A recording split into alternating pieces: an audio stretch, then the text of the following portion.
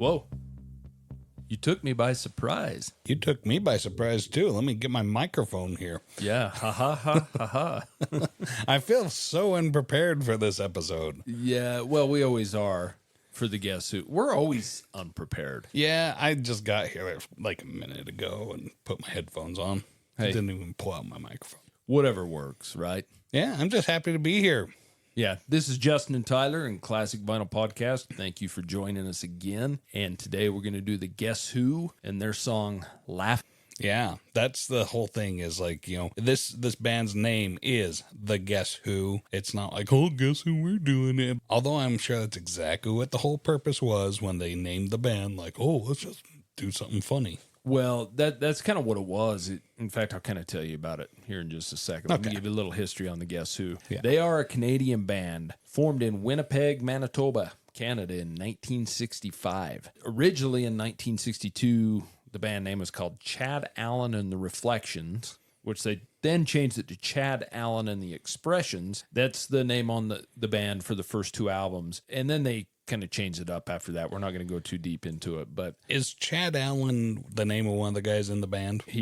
yes. Okay, that makes more sense. That helps. I mean, Yeah, at it least does. Randy Bachman wasn't the main guy, and they just called him Chad Allen. Yeah, exactly. And maybe that's where Guess Who come from. I don't know. But Yeah. originally, the band consisted of Randy Bachman on guitar, who Randy Bachman very famously was obviously in the Guess Who. Started Bachman Turner Overdrive, so pretty popular musician. But Jim Cale on bass, Chad Allen on vocals, Gary Peterson on drums, and Bob Ashley on keyboards. Now, Bob Ashley left in 1965 and was replaced by Burton Cummings. Chad Allen left a few months after that, and Burton Cummings became the lead singer, as we know most Guess Who songs, honestly. Okay. It's his voice you hear in most of them. It's his voice you're going to hear on today's song if you go listen to it. So originally the disc jockeys credited some of their first singles to the Guess Who, with a question mark, Guess Who. It was more a publicity stunt because they wanted to generate speculation that this was a more famous British invasion band working incognito here in Canada, I guess. They really continued to refer to the band as this name, and that's when the band decided, well, let's just take on the Guess Who name. And so that's really where that came from. As the band kind of progressed, you had Burton Cummings on vocals, Jim Cale on bass, Randy Bachman on lead guitar, and on backing vocals. He left the band in May of 1970 to start Bachman Turner Overdrive, but he did Let it ride. Yeah, he did have some reunions with him in 83 and in 99. The thing with Bachman is let's be simple. He was a Mormon, and he had conflicts with the other members of the Guess Who because of their sex, drug, and rock and roll lifestyle. I'm shocked. You should be. They would have sex, drugs, and rock and roll in a rock band? You have to have all three. Well, yeah, it's kind of the holy trinity of rock and roll, right? It truly is. Yeah. Yes.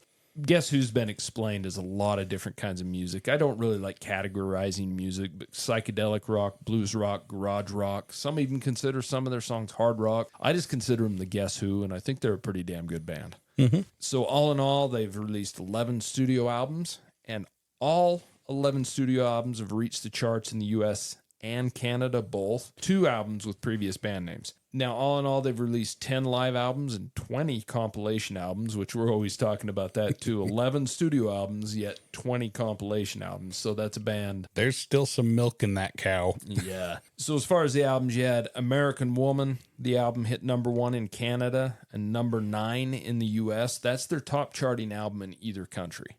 They had 5 number 1 singles in Canada and 2 number 1 singles in the U.S. The first big hit in the U.S. was These Eyes, which actually hit number 6 in the U.S. and only number 7 in Canada, so that one did better here in the U.S. And Laughing, the one we're doing here today, hit number 10 in the U.S., but this one actually hit number 1 in Canada. They didn't have very much chart success in the U.K. So the first number 1 in the U.S. was American Woman, the song, followed up by No Sugar Tonight. They both hit number 1 in the U.S. Officially, the Guess Who broke up in 1975, although Jim Cale, he officially owns the Guess Who band name, and he's the bassist and drummer Gary Peterson have toured under the Guess Who name since 1977, often involving past members to tour with them here and there, but pretty much that's the version you get now. Okay. And the only current member of the band now is Gary Peterson. So do you want to get the song review? Let's review it. And now it's time for the song review. So today, Tyler and Justin here on Classic Vinyl Podcast, we're going to do the Guess Who and their hit song Laughing. Let me give you a little history on this song. This single was released on July 14th of 1969. The B-side is another pretty popular song by this band called Undone, which that's a song we'll do in the future as well. Now, this was written by Randy Bachman and Burton Cummings together. It is sang by Burton Cummings. It's recorded at RCA Studio A in New York City and produced by Jack Richardson. Now, at the time, the Guess Who consisted of Burton Cummings on lead vocals and guitars, Randy Bachman on lead guitar and backing vocals, Jim Cale on bass and backing vocals, and Gary Peterson on drums. Now, this song, like I stated before, reached number 10 in the U.S., but was a number one hit in Canada. Did not chart in the U.K. This was the band's second single to reach the top 10, and it became their second of 3 gold records in the United States that also made the top 20. So Randy Bachman came up with the idea for Laughing. So it's kind of his song, but co-written by Burton Cummings. It was while the band was driving from town to town around Canada, playing the shows. And as they'd travel through the various regions, from what he said, they'd pick up different local radio stations, but all the stations tended to play basically the same songs. One of which was the Bee Gees' then current hit New York mining disaster 1941. And which that's an excellent song, and I don't even know that song. I need to listen to this song. I think we do. To pass the time, Bachman started strumming the opening chords to this Bee Gees song, but he started changing the notes ever so slightly to create a different feel to the song, because you don't want to straight out copy it, right? No, but I'm sure, either liked the tune or just wanted to say, what can I do with this tune? Yeah. Because you know how it is when you listen to the same song over and over and over again. It's stuck in your head. Yeah, whether you like it or not. Yeah, it's there to stay. So he may as well do something with it. Yeah, so he fooled around with the song for a long time, and Cummings actually got annoyed and suggested they write some lyrics to the things. Let's get this damn song written already. That's fair. And since the music kind of seemed to the guys as kind of a Roy Orbison type feel, and so they decided on Laughing. Roy Orbison had done a famous song called Crying. They just were kind of playing off that, so they named it Laughing. And so Laughing, that really does present the cruel contrast that has arisen between former lovers, right?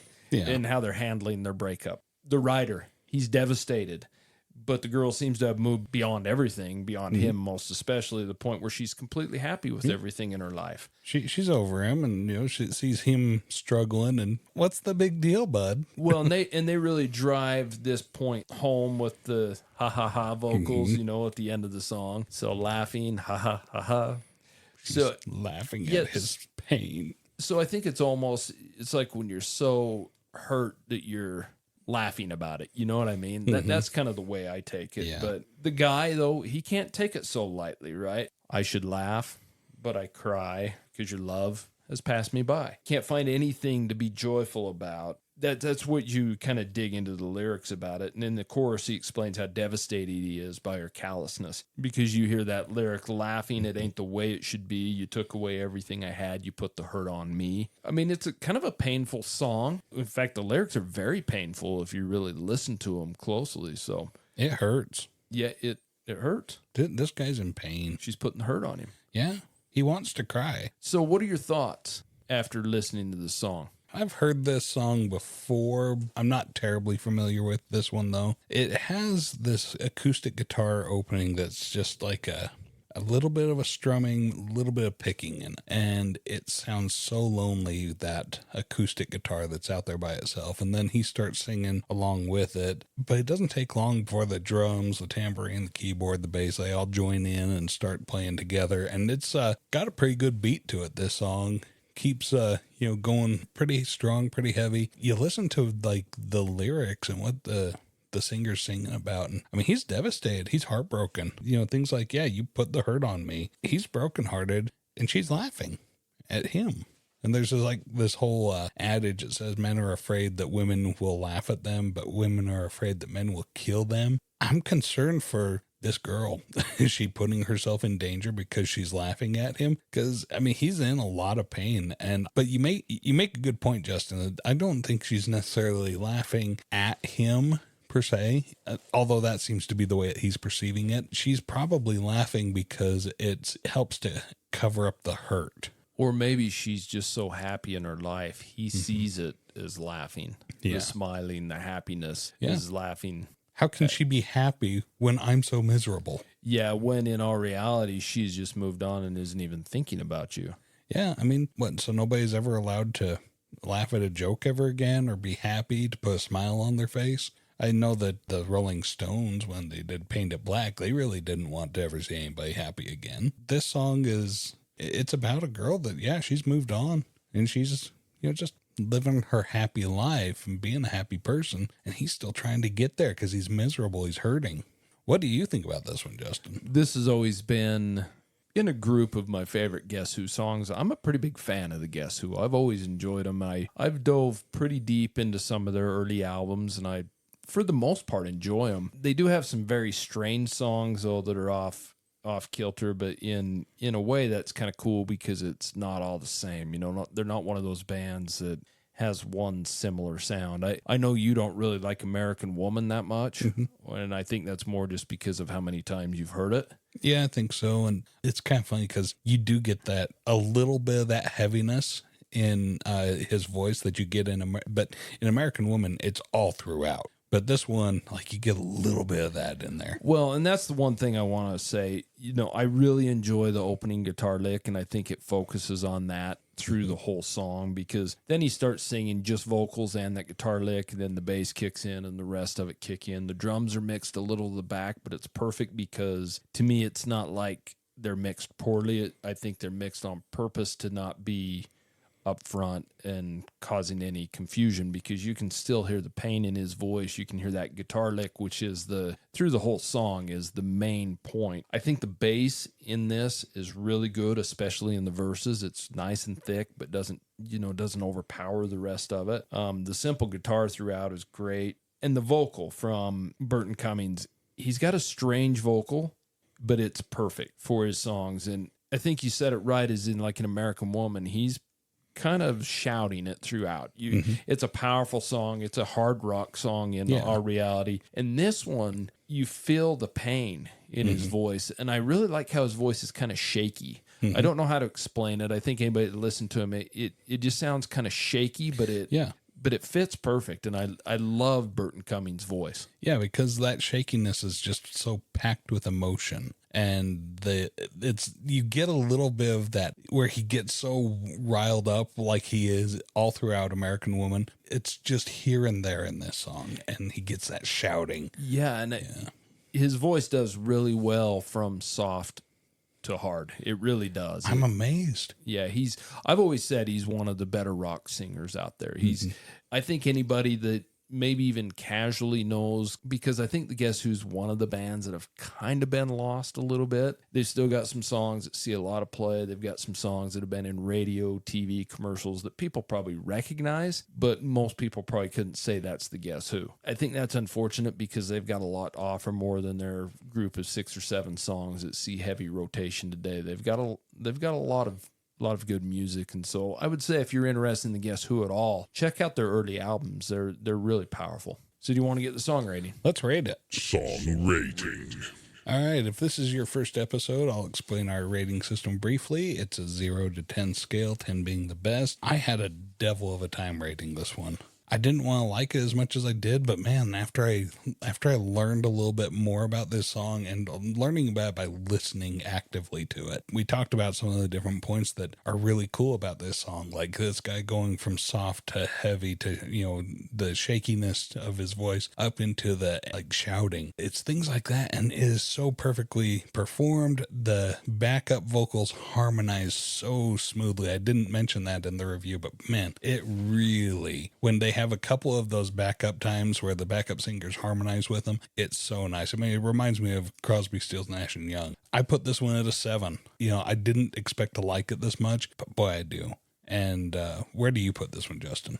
I'm a little higher than you on Fair. this one, and this song is one of the popular Guess Who songs. It's not super popular. I would say it's in the lower tier of the ones that get a lot of radio play. I just like the emotion in his voice. I love Burton Cummings' voice in this. I love how it's instrumentally stripped down, really. There's not a lot going on, but you feel the power in the song and in the lyrics. So it's a good song. I give this one an 8. So that's the Guess Who and the Laughing. And this is Justin and Tyler for Classic Vinyl Cast. And once again, we thank you so much for taking your time to listen to us. Send us an email at classicvinylpodcast@gmail.com if you have any questions, comments, or concerns, or have maybe a song you'd like us to rate. So, Yeah. Till next time, we'll see you ya. later. Thank you so much for listening to Classic Vinyl Podcast. And don't forget to subscribe on Spotify or Apple Podcast or wherever you listen to your podcasts. Follow us on Instagram at Classic Vinyl Podcast for updates, and also share us with your music-loving friends.